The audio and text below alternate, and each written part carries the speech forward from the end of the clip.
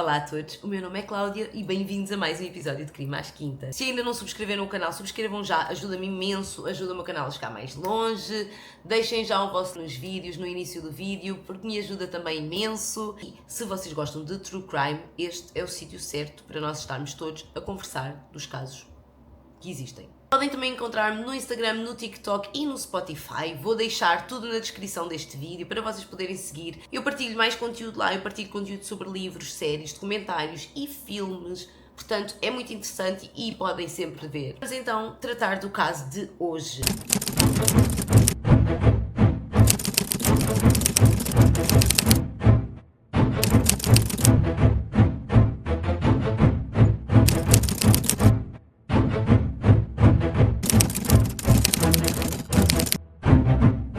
Hoje trago-vos o caso de Maria Korp, um caso australiano de 2005 que envolveu traição, tentativa de homicídio planeada e uma batalha legal, ética, que dividiu a Austrália. É um caso com muitas camadas, portanto vamos tentar cobri-las todas. Antes de mais, este é um caso com algumas menções de violência doméstica, tentativa de homicídio, debates em torno de suicídio e outros temas sensíveis. Se estes temas forem demasiado sensíveis para ti, não vejas este vídeo ou estás à vontade para sair em qualquer altura do vídeo.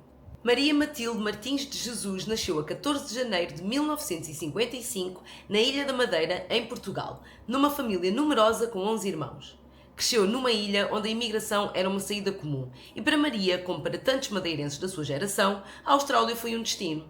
Em jovem teve o seu primeiro amor, um rapaz chamado Fernando, que morreu durante a Guerra Colonial em Angola quando tinha apenas 18 anos. Casou depois com um homem chamado Manuel e os dois emigraram para a Austrália em 1976. Tiveram uma filha, a Laura. O casamento acabou, infelizmente, e Maria ficou a viver em Melbourne. Maria era tida como uma mulher discreta, trabalhadora, muito ligada à sua fé católica. E quem a conhecia descrevia-a também como uma pessoa dedicada à família e que frequentava a missa regularmente, que tinha uma rede de amigos muito próxima, maioritariamente dentro da comunidade portuguesa e madeirense de Melbourne. O Case File True Crime Podcast, que dedicou ao caso o seu episódio 82, se não estou em erro, descreveu Maria como uma mãe dedicada de 2 filhos, sem inimigos conhecidos. E foi em Melbourne também que Maria conheceu então José Korp, mais conhecido por Joe, um homem de origem belga que trabalhava na construção civil. Joe era carismático, extrovertido e sabia como impressionar. O que Maria não sabia na altura que começaram a namorar é que Joe ainda era casado. Divorciou-se da primeira mulher às escondidas e casou com Maria dia 29 de outubro de 1991. Em 1993, nasce o primeiro filho do casal. Em 1998, Joe comprou um terreno em Mickleham, na periferia norte de Melbourne, e mandou construir uma casa de 5 quartos com sala de cinema, escritório e uma capela privada para Maria. They were rich. E tudo isto parecia uma demonstração de afeto, mas mais tarde houve quem dissesse que isto era mais, na verdade, uma grande demonstração de controle da parte de Joe. E por fora, a vida de Maria e de Joe parecia bastante estável, eles pareciam ser um casal exemplo, um casal muito feliz, mas a verdade é que em 2004, Maria descobriu que Joe tinha uma amante. Esta amante chamava-se Tanya Herman, tinha 38 anos, vivia em Greenvale, a poucos quilómetros de Mickleham, e os dois tinham-se conhecido online, ela e Joe.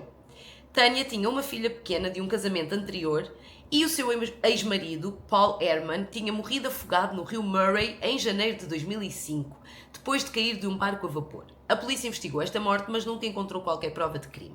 Quando Maria descobriu esta traição, diz-se que ela confrontou Joe e que disse que Joe tentou acabar com Tanya várias vezes. Pelo menos uma dessas vezes, enviou-lhe mensagens a fingir que tinha morrido num acidente de automóvel em Barcelona para tentar cortar a relação. Tanya aparentemente ficou devastada, mas Joe voltou atrás.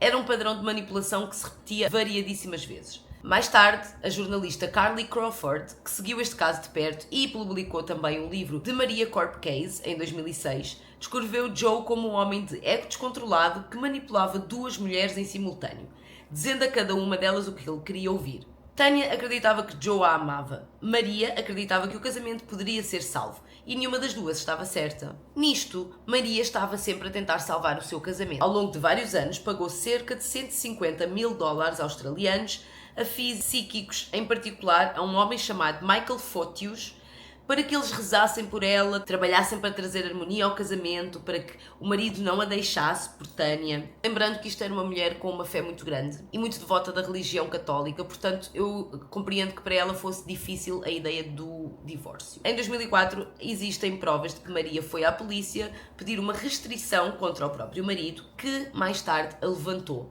Na verdade, a restrição foi levantada no dia anterior ao seu desaparecimento. Maria tinha dito a amigos que tinha medo de Joe e que ele lhe poderia fazer mal. Maria tinha também escrito num diário várias coisas, uma delas que foi quando descobriu alguns cabelos loiros no banco do carro do Joe, que ela sabia que não eram dela.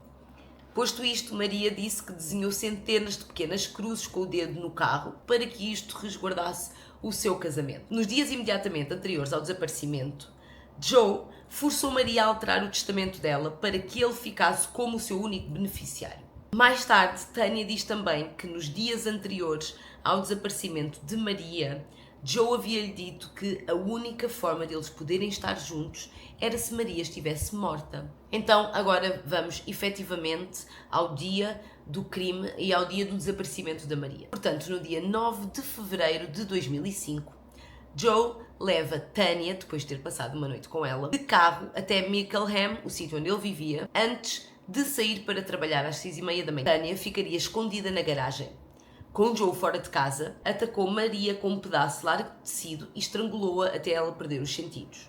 Na confissão que fez mais tarde à polícia, Tânia disse que quando viu o sangue a escorrer pelo nariz e pela boca de Maria, entrou em pânico e percebeu que o que estava a fazer era errado, mas que já era tarde. Tânia colocou Maria, ainda inconsciente, no porta-bagagens do Mazda 626 vermelho da família, conduziu o carro até uma rua tranquila junto ao Shrine of Remembrance, que era o Memorial de Guerra de Melbourne, a poucos metros da sede de polícia de Vitória, e abandonou o carro ali. Maria ficou dentro do porta-bagagens durante 4 dias, em pleno verão australiano, com temperaturas acima de 35 graus. No próprio dia 9, o irmão de Joe, Gus, foi à polícia porque o irmão lhe tinha feito uma chamada que ele dizia: Gus, estou lixado. E como o irmão já sabia que ele tinha uma amante e que haviam ali certas situações, o irmão decidiu ir à polícia e contar tudo. Gus contou que Joe tinha uma amante e que tinha forçado Maria a alterar o seu testamento, mas que Maria não tinha ido trabalhar naquele dia nem ir buscar o seu filho à escola e que tinha desaparecido. Isso não era normal. Maria ia sempre buscar o filho à escola, sempre. Independentemente do que ela estivesse a fazer, Maria ia sempre buscar o filho à escola. Os professores sabiam. Naquele dia ela não foi, era para ter ido buscar o menino às 3 horas e não foi. E os professores esperaram por volta até das 5. E quando isso não aconteceu, quando ela não chegou, eles ligaram então ao Joe. O Joe ainda decidiu esperar mais um pouco, disse a alguns familiares que era possível que Maria tivesse ido fazer algumas coisas e que naquele dia ela não estava a pensar em ir buscar o filho, que era muito estranho porque ela sempre ia buscar o menino à escola, portanto foi-se passando um pouco de tempo. No dia 11, a polícia fez um apelo público com a descrição do Mazda vermelho da família, em que eles pensavam que Maria pudesse ter sido raptada ou que ela pudesse ter fugido com aquele carro. E no dia 13 de fevereiro, uma agente de segurança chamada Narelle Fraser, durante a sua ronda habitual, desconfiou de um carro parado há dias, sempre no mesmo sítio, e chamou a polícia. Quando a polícia chegou, decidiram abrir o porta-bagagens. A agente Narelle recorda que mal ela viu Maria no porta-bagagens do carro, ela saltou imediatamente para dentro, tentou abraçar Maria e consolá-la e agarrou-a e disse que já tinham chegado, que a ajuda já tinha chegado e que ela estava lá, não estava sozinha e que alguém ia ajudá-la e que Maria estava finalmente a salvo. A agente disse que sentiu o peito a mover-se e que sabia que Maria estava viva e disse também que começou a falar com ela e a gritar para todos os outros agentes que ela está viva, chamem uma ambulância. Disse mais tarde também que queria abraçá-la e dizer-lhe que estava a salvo e que mais ninguém lhe iria fazer mal. Este caso em específico nunca abandonou a agente Narelle, que anos depois foi diagnosticada com PTSD por causa desta situação. Maria foi então transportada de urgência para o Alfred Hospital com danos cerebrais graves por privação de oxigênio, lesões na cabeça e desidratação severa. Foi colocada em coma induzido e suporte de vida, mas nunca recuperou a consciência. No dia 16 de fevereiro, a polícia deteve Joe Korp e Tanya Herman, acusados então de tentativa de homicídio, conspiração para assassinar e ofensa corporal grave. Joe apresentou imediatamente o seu alibi, disse que estava a trabalhar quando o crime aconteceu e apontou imediatamente o dedo a Tanya, dizendo então que ele não tinha conhecimento de absolutamente nada. Já Tanya percebeu que Joe a ia deixar sozinha, no meio desta confusão toda, a responder por tudo, e o que é que ela fez? Decidiu colaborar com a polícia. E então Tanya decide confessar. Ela finalmente percebeu que Joe não estava apaixonado por ela, como ele dizia que estava, porque ela contou tudo à polícia. Ela disse à polícia que ele ia deixar a mulher, mas que ele ia casar com ela, ele ia ficar com ela, ele comprou coisas enquanto estava com ela e disse que era para eles. Esta senhora estava completamente delusional, ela achava mesmo que ele gostava mesmo muito dela, e houve uma altura que ele disse que a única forma deles poderem estar juntos era matando Maria, porque Maria sabia tudo do negócio dele, Maria sabia tudo da vida dele e que ela nunca iria deixar que ele ficasse com o dinheiro ou com metade do dinheiro, e que ela ia lhe tirar o dinheiro todo, e tirando a ele tirava também a Tanya, que ela ia tirar o dinheiro todo e que ela ia lhe tirar o filho. Portanto a única forma mesmo era ela morrer, e Tanya acreditou nisto e acreditou também que tinha de ser ela a cometer o crime. Em abril de 2005, o tribunal então nomeou Julian Gardner, defensor público do estado de Vitória, como tutor legal de Maria, uma vez que Maria estava incapacitada e não havia nenhum familiar próximo em posição de assumir esse papel. Lembrando que Maria tinha uma filha, Laura, mais velha do primeiro casamento, mas Laura não tinha idade nesta altura de assumir o papel de tutora legal da sua mãe, e então eles definiram este tutor para que ele pudesse tomar decisões médicas referentes a Maria e também jurídicas. Gardner passou então meses a ouvir as pessoas que conheceu Maria, entre amigos, familiares, até inclusive um padre, para tentar reconstruir o que ela teria querido. Lembrando que a fé católica de Maria era um fator central neste debate, Joe Korp chegou a invocar publicamente crenças religiosas da mulher para se opor à retirada do tratamento. Este mesmo homem que a mandou matar, atenção, aqui o debate era, como se tinha dito, Maria era uma mulher extremamente religiosa, de religião. Portanto, na religião católica existem debates acerca da eutanásia e de retirar o tubo de alimentação e de desligar as máquinas que mantêm as pessoas vivas. Então aqui havia este debate se deveriam ou não deviam retirar o tubo de alimentação de Maria, porque tecnicamente Maria já estava em morte cerebral e não havia nada a fazer. Este senhor Gardner foi feito responsável por tomar estas decisões e ele tentou preocupar-se com a opinião de toda a gente. Isto gerou um debate gigante na Austrália, em Portugal na altura, com a comunidade portuguesa também. Muitas pessoas em Portugal opuseram-se à remoção do tubo de alimentação de Maria. Por outro lado, outras pessoas na Austrália disseram que era o melhor a fazer, e a família de Maria efetivamente concordou que era o melhor e o mais humano, na verdade, a fazer. Em junho de 2005, Tanya Herman declarou-se então culpada e foi condenada a 12 anos de prisão, com a possibilidade de liberdade condicional após 9 anos, depois de ter tido um julgamento muito mediático em que ela fez questão de frisar que ela não tinha culpa daquilo que ela fez, porque ela agiu sob coação de Joe, única e exclusivamente. Ela matou outra pessoa por coação do Joe, só. Joe, no entanto, foi solto com caução no dia a seguir a ter sido preso. No dia 26 de julho desse ano, Gardner anunciou então que o tubo de alimentação artificial e de hidratação de Maria iam ser suspensos. Os médicos eram unânimes nesta decisão, a condição terminal dela, sem qualquer possibilidade de recuperação, era definitiva. A filha, Laura, já com 19 anos, não se opôs a esta decisão. Muitos outros familiares, incluindo em Portugal, opuseram-se.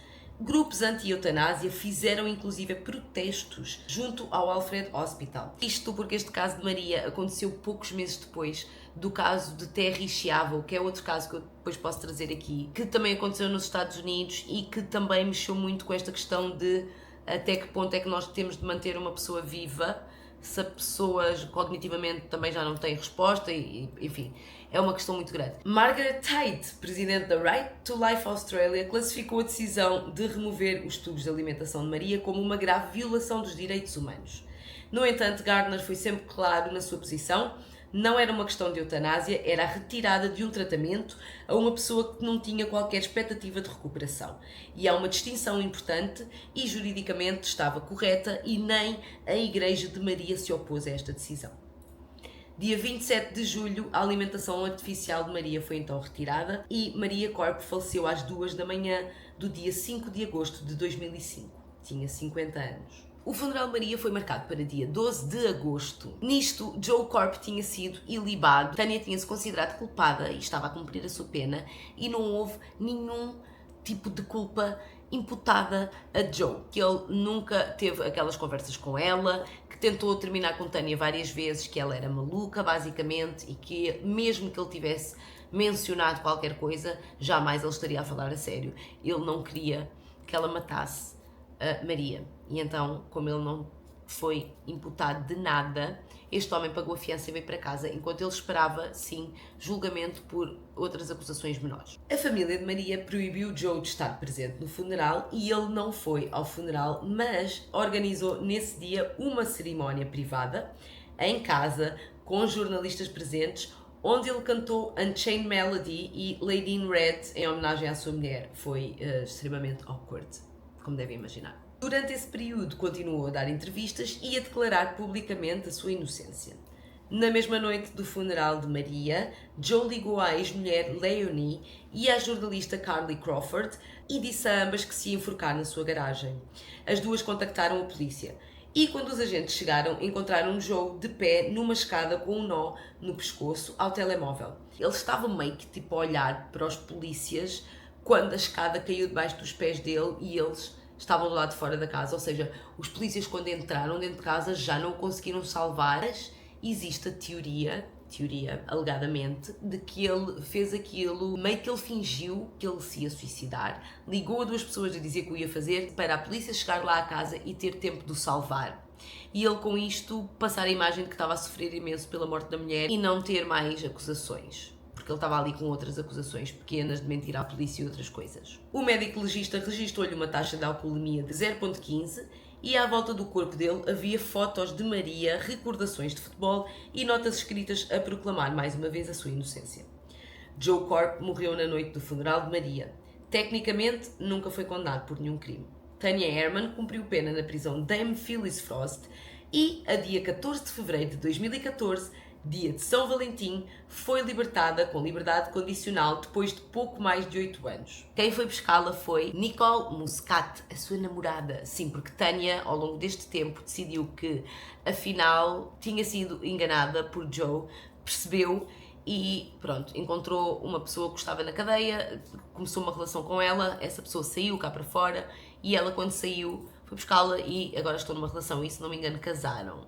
Yeah. Tânia, que também tinha filhas de um casamento anterior, disse que a filha não fala com ela e que não tem contacto com as filhas, mas diz que, na verdade, sente-se arrependida pelo que fez, porque sabe que foi manipulada e sabe que Maria não merecia, mas diz que cumpriu a pena que tinha e cumpriu a sua dívida à sociedade, portanto agora sente que tem direito a viver a sua vida livre de qualquer culpa e qualquer estigma na sociedade. O caso teve cobertura mediática extensa na Austrália. Em 2006, a jornalista Carly Crawford publicou o livro The Maria Corp Case.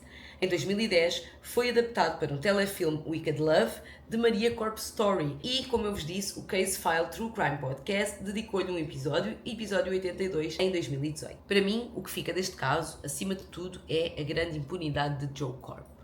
Porque não só ele não foi condenado, ele não foi nem, na verdade, acusado de nada, como depois ele vai e mata-se no dia do funeral dela, que é tipo, este homem não deixa aquela mulher ter um momento de paz.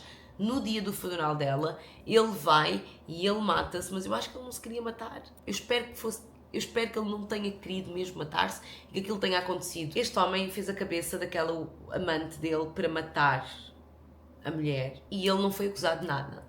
A outra cumpriu 8 anos e saiu, mas ele não foi acusado de nada. Isto é demais. Eu não sei o que vocês acham. Eu quero saber o que vocês acham porque eu não sei. E quando eu conheci eu pensei, este caso é com uma mulher portuguesa, portanto chamou-me a atenção porque eu não fazia ideia e não é um caso assim tão antigo. mas este homem não ter sido condenado. Depois temos também esta questão, houve detetives que disseram que se Tânia nunca tivesse conhecido Joe, ela não seria uma assassina, ela não teria cometido nenhum crime, portanto foi manipulação direta do Joe e ele sim tem culpa. Tânia não devia ter sido condenada, Joe devia, mas na verdade ele devia ter sido condenado, é a minha opinião, mas ela efetivamente cometeu o crime, portanto sim, ela também devia ter sido condenada. Não sei, digam-me nos comentários o que é que vocês acharam deste caso, se conheciam, se vocês sabiam esta história. E este homem fez tudo, planeou tudo para tirar Maria do caminho e na verdade para tirar a Tânia também, porque ele livrou-se na verdade das duas, não é? E depois, for what? Matou-se? Ele não se queria matar, tenho certeza absoluta que ele não se queria matar. Obrigada por acompanharem mais um episódio de Crime às Quintas. Vemo-nos para a semana, espero que tenham gostado deste episódio. O episódio vai estar também no Spotify. Sigam-me nas redes sociais para estarem a par de todos os outros vídeos que eu coloco com mais informações e com outros casos e com outras sugestões. Beijinhos, até para a semana.